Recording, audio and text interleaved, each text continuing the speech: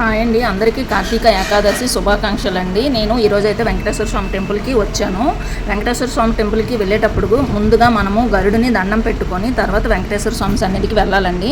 మనం శివాలయంలో అయితే ముందు నందీశ్వరునికి దండం పెట్టుకొని తర్వాత శివునికి అభిషేకం చేయిస్తాం కదా, అలాగే ఈరోజు చాలా పవిత్రమైనటువంటి రోజు అండి. కార్తీక మాస శుద్ధ ఏకాదశి. ఈరోజు ఎక్కడైనా దగ్గరలో విష్ణాలయం ఉంటే వెళ్తారు కొంతమంది, లేదంటే వెంకటేశ్వర స్వామి టెంపుల్కైనా రావచ్చు.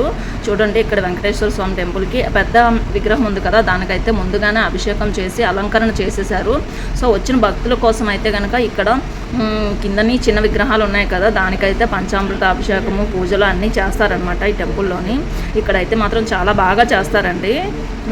సింధియాలోని టెంపుల్ ఉందన్నమాట, చాలా బాగా చేస్తారు అభిషేకాలు కానీ పూజలు కానీ. అన్ని టెంపుల్స్ కూడా ఉన్నాయండి ఈ ప్రాంగణంలో. అయితే అయ్యప్ప స్వామి టెంపుల్ కానీ అన్నీ చూసారా, పూజ అంతా అభిషేకం అయిపోయింది. ఇప్పుడేమొచ్చి ధూపం ఇస్తున్నారు. ధూపం ఇచ్చాక ప్రసాదాలు కూడా పెడతారనమాట, అన్నీ పెడతారు. తర్వాత చూడండి, హారతి కూడా ఇస్తున్నారు. అందరూ కూడా హారతి కళ్ళకి అద్దుకోండి. ముందుగా వెంకటేశ్వర స్వామిని దర్శనం చేసుకున్న తర్వాత హారతి ఇచ్చాక పద్మావతి దేవుని కూడా దర్శనం చేసుకోవాలండి, పక్కనే ఉంటుంది టెంపుల్స్. తర్వాత ఆండాలమ్మ తల్లి అనమాట.